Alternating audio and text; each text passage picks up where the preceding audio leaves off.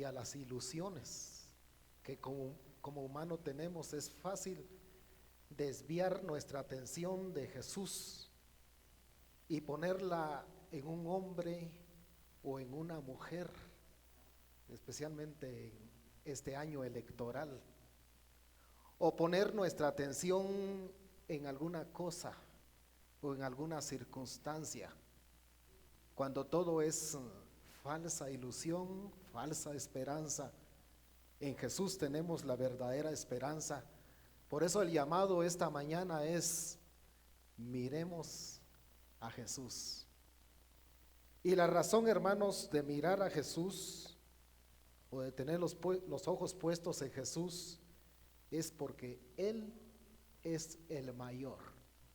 Así que el llamado esta mañana es: miremos a Jesús.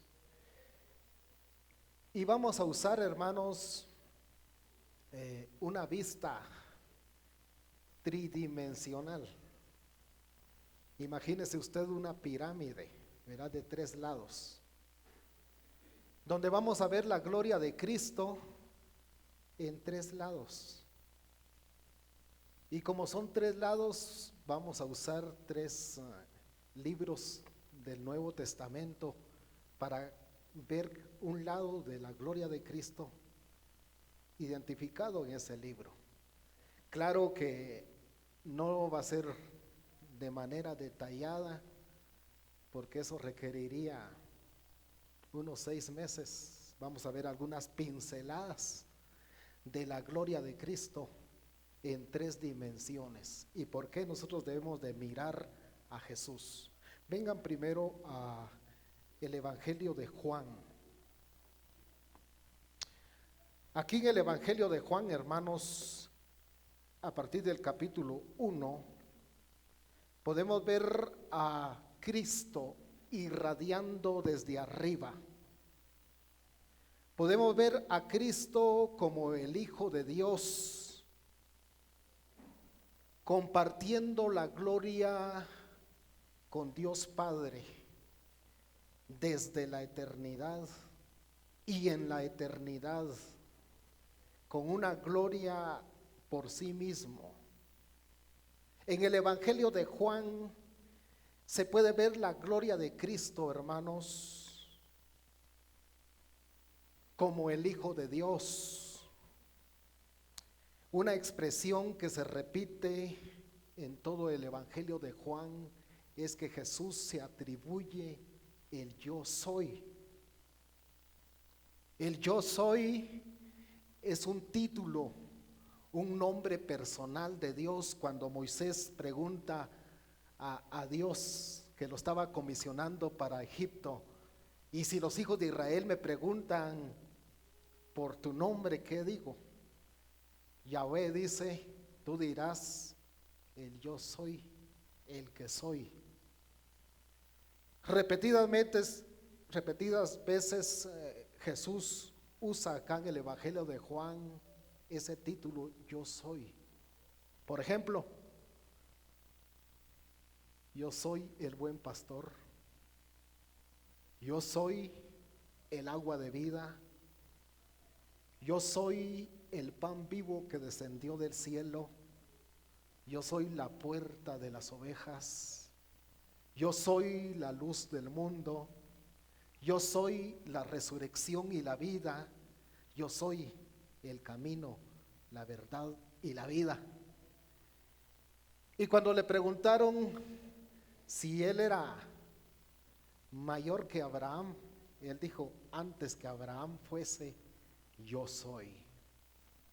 Entonces ahí tomaron piedras para apedrearlo, porque dijeron: está atribuyéndose deidad, que es Dios. Y no es que Jesucristo, hermanos, se atribuya deidad. La Biblia nos dice acá en Juan 1 que en el principio existía el Verbo, y el Verbo estaba con Dios, y el Verbo era Dios. Allá en la eternidad pasada, el Hijo estaba, y estaba creando, como dice el versículo 3, Todas las cosas fueron creadas por medio de Él, y sin Él nada de lo que ha sido creado fue hecho. Allá estaba Jesús. Estaba con Dios y era Dios. Cuando dice era Dios, no quiere decir que Él ha dejado de serlo, sino que desde entonces Él ya era Dios. Ese verbo de Dios, hermanos, el logo de Dios, que se traduce en algunas Biblias como la palabra, la sabiduría de Dios, irradia desde arriba,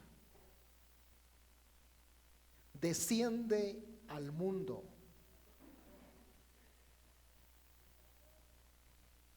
Es la comunicación entre Dios y la creación, entre Dios y el hombre como parte de la creación. Es el mediador entre Dios y los hombres. Justino Mártir en el siglo II dijo: Él es el logos espermático, el encargado de proveer orden y razón, no solo a la mente humana, sino a todo el universo. Cuando hablamos del esperma masculino, del óvulo femenino, sabemos que es algo que da vida. Por eso Jesús aparece acá, hermanos, como la palabra que da vida. Cuando se estaba creando el mundo, esa expresión sea la luz, haya aves, esa palabra era Cristo. Es el interlocutor, hermanos, entre Dios y los hombres. Es la palabra viva y la palabra que da vida. Y eso desciende desde arriba al mundo, como una luz que alumbra a todo hombre. Por eso acá en los versículos siguientes, mencionando acerca de Juan el Bautista, dice que no era él la luz, sino que vino para dar testimonio de la luz, aquella luz verdadera que alumbra a todo el mundo, dice el versículo 8. Versículo 9, existía la luz verdadera que al venir al mundo alumbra a todo hombre. Jesús, hermanos, no solamente es la revelación de Dios, sino es el que nos ayuda a nosotros a entender lo que Dios ha revelado. Por eso dice el versículo 14 que aquel verbo se hizo carne y habitó entre nosotros y vimos su gloria, gloria como el unigénito del Padre. Y versículo 18 dice que a Dios nadie le vio jamás, sino que el Hijo del Hombre le ha dado a conocer.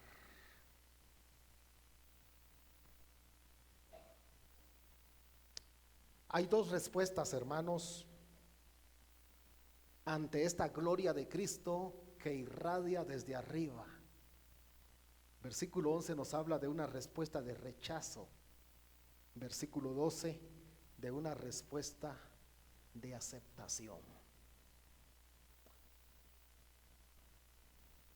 El mundo está dividido en dos partes, en los que rechazan a Jesucristo como Dios, como Hijo de Dios, y los que por su gracia y por su amor y misericordia hemos aceptado a Jesucristo como Dios y como Hijo de Dios. Levante la mano los hijos de Dios que han recibido al Señor Jesucristo. Gloria sea a Él. Oremos, hermanos, por aquellos que todavía siguen rechazando la gloria de Cristo irradiando desde arriba, que siguen rechazando a Jesucristo como el Hijo de Dios. Pero es importante también que nosotros que hemos aceptado a Jesucristo como el Hijo de Dios y que creemos que Él es Dios, podamos no solamente aceptarle como Salvador, sino también como Señor. Porque aceptarle como Salvador es únicamente por los beneficios de Él para con nosotros. Pero aceptarle como Señor es colocarnos en una línea de obediencia y sujeción a Él. Hacer lo que Él nos manda hacer. Y no que Él nos diga: ¿por qué me llamáis Señor, Señor, y no hacéis lo que yo os digo? Él quiere que nosotros le obedezcamos y nos sometamos a Él. Estaba aprendiendo, hermanos, esta semana que ser llenos del Espíritu Santo es someternos los unos a los otros. Porque cuando nos sometemos los unos a los otros es porque hemos aprendido a estar bajo el señorío de Cristo. Por ejemplo, las esposas pueden sujetarse a sus esposos, los esposos someternos a nuestras esposas, los hijos someterse a sus padres. Nosotros podemos someternos a las autoridades. ¿Por qué? Porque hemos aprendido a estar bajo el señorío de Cristo.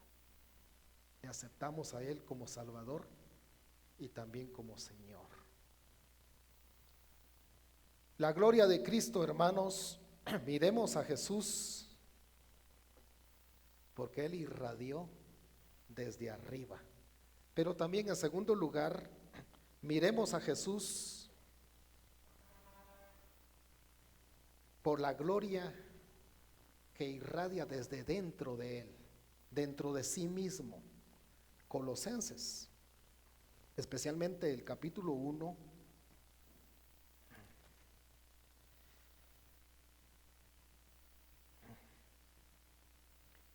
Colosenses el capítulo 1,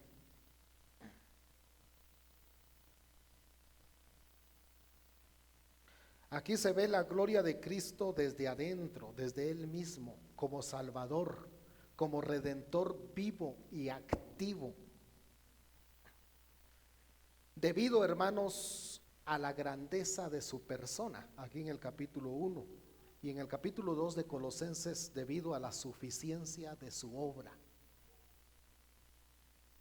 Dice Pablo acá en Colosenses, para que Cristo tenga la preeminencia. Él tiene la preeminencia. Él es el mayor, es cabeza en la iglesia, es cabeza en la creación, es cabeza de la resurrección. Cuando vemos a Cristo, hermanos, su gloria desde adentro, se puede ver la plenitud de Dios en Él. Es 100% hombre, pero Él es 100% Dios. En Juan, viendo la gloria de Cristo irradiando desde arriba, es la base de nuestra salvación. Porque si Él no fuera Dios, no pudiera salvarnos. Y si nosotros no creemos en Jesucristo como Dios, no cumplimos con ese requisito, ese medio de salvación. Pero acá, hermanos, a Jesucristo se le ve como el centro de la salvación. Hay dos expresiones que se ven acá en el versículo capítulo 15, versículo 15 del capítulo 1 al versículo 20.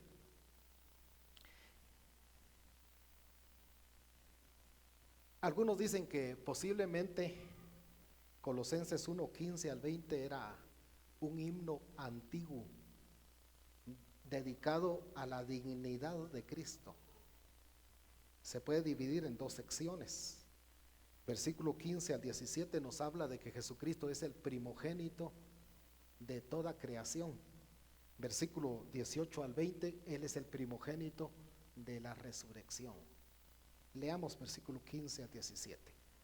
Él es la imagen del Dios invisible, el primogénito de toda creación, porque en Él fueron creadas todas las cosas, tanto en los cielos como en la tierra, visibles e invisibles, ya sean tronos o dominios, o poderes o autoridades.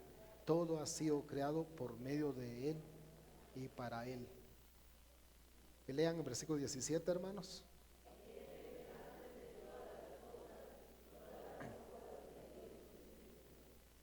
Perdone, yo tengo una traducción diferente, por eso variamos. El versículo 16 nos da la razón de por qué Jesús es el primogénito de toda creación. Algunos equivocadamente van a pensar que cuando se habla del primogénito de toda creación es que Él fue el primero en ser creado. Eso dicen los testigos de Jehová, ¿verdad? Y todos los que niegan la deidad de Jesús. Pero el versículo 16 nos explica qué significa ser primogénito de toda la creación. Leamos nuevamente el versículo 16. Porque en Él fueron creadas todas las cosas, las que hay en los cielos y las que hay en la tierra, visibles e invisibles, sean tronos, sean dominios, sean principados, sean potestades, todo fue creado por medio de Él y para Él. Por eso Él es el primogénito de toda la creación, es decir, el que tiene la máxima autoridad sobre toda la creación. Y es más, dice el versículo 17, todas las cosas creadas en Él subsisten. Hermanos, por eso que hablamos que Jesucristo es 100% Dios. Es el que tiene la preeminencia sobre la creación. Pero como esa creación, hermanos, es una creación caída, una creación condenada, una creación que fue necesario redimirla. Por eso ahora el versículo 18, la primera parte nos habla de que Él es el primogénito de la resurrección. Y si se habla de resurrección es porque antes hay muerte. Él murió para redimir esa creación, pero resucitó. Por eso ahora es el primogénito de la resurrección. Y versículos 18 y 19 y 20 nos habla qué significa eso. Versículos 19 y 20 nos habla qué significa eso, hermanos, de que Él es el primogénito de la resurrección. 19 y 20. Por cuanto agradó al Padre que en Él habitase toda plenitud, y por medio de Él reconciliar consigo todas las cosas, así las que están en la tierra como las que están en los cielos, haciendo la paz mediante la sangre de su cruz. Ser primogénito de la resurrección significa que no solamente fue el primero que resucitó y el que nos resucitará a nosotros, sino que Él, por medio de Él fueron reconciliadas todas las cosas. Si ser primogénito de la creación quiere decir que por medio de Él fueron creadas todas las cosas, ser primogénito de la resurrección quiere decir que por medio de Él fueron reconciliadas todas las cosas, las que están en los cielos y las que están en la tierra. Todo fue reconciliado mediante Cristo. Dice el Salmo 85:10 que la misericordia y la verdad se encontraron. La paz y la justicia se besaron. Por medio de Jesucristo hubo una reconciliación, hermanos, entre la verdad y la misericordia, entre la justicia y la paz. Por medio de Cristo hubo una reconciliación. Pero ¿cuál fue el precio? Por medio de su cruz. Es ahí donde uno entiende la cruz. Porque era necesario que el Dios hombre, que es el intermediario y el mediador, mediante la cruz lograra esa reconciliación. Y por eso ahora dice el versículo 18, la primera parte, Él ha venido a ser cabeza de la iglesia por la resurrección, por la reconciliación que hizo de todas las cosas. Aplicación, hermanos, para nosotros. Si ya todas las cosas delante de Dios están reconciliadas por medio de Jesucristo, nosotros tenemos que estar reconciliados con Dios a través de Jesucristo en la práctica. Nosotros ofendemos, pecamos, pero por medio de Cristo podemos acercarnos al Padre en confesión de nuestros pecados, en victoria sobre el pecado y mantener esa reconciliación. Pero a veces también hay problemas entre nosotros los seres humanos, en la familia, en el trabajo, en la iglesia. Y debemos dar lugar a esa reconciliación entre nosotros por medio de Cristo. Esta mañana vamos a acercarnos a la mesa y no podemos acercarnos peleados con Dios o peleados entre nosotros o peleando con nosotros mismos, ¿verdad? Debemos de acercarnos en una actitud de reconciliación, de confianza, de libertad a la mesa del Señor. Vamos al último punto. Hebreos, hermanos, ¿por qué debemos de ver a Jesús? Hebreos nos habla de la gloria de Cristo en comparación con los tiempos pasados. Nos va a hablar de la historia de la salvación. Cuando hablamos de los tiempos pasados, hermanos, estamos pensando en los tiempos registrados en el Antiguo Testamento. Era la época de la preparación de la salvación. Pero en Cristo se puede ver el cumplimiento de lo que allá se preparó. También se puede ver, hermanos, que Jesucristo no solamente ha cumplido con lo que se había preparado, sino que ha excedido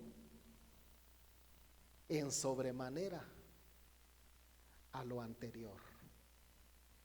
Se puede ver la historia de la salvación, se puede ver la gloria de Cristo como superior a todo lo que existía anteriormente. Por eso, hermanos, en Hebreos, y podemos ver el capítulo 1, versículo 1 al 4a,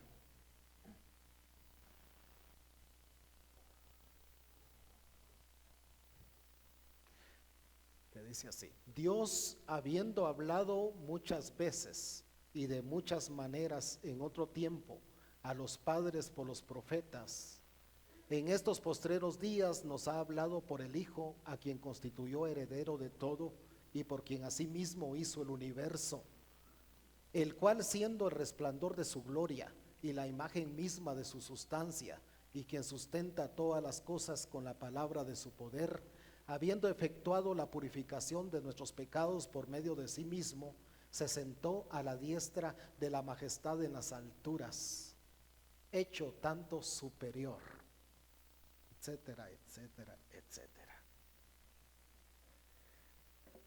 En Hebreos, hermanos, se presenta a Cristo como mejor. Su persona es mejor que los ángeles, es mejor que Moisés, es mejor que Aarón. Su reposo es mejor que el ofrecido por Josué.